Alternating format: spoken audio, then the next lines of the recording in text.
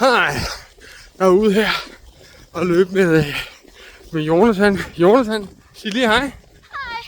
Hej.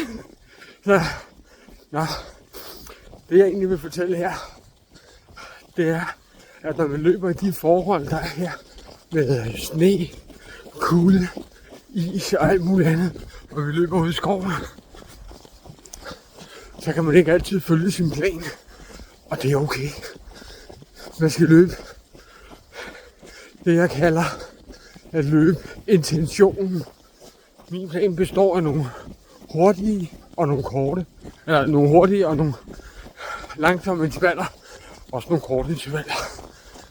Det rykker jeg, så jeg stadig løber intervallerne. Jeg løber dem bare, så det passer til terræn, til vejret og til skoven. Og så går det hele nok alligevel, ikke? Så god løbetur derude.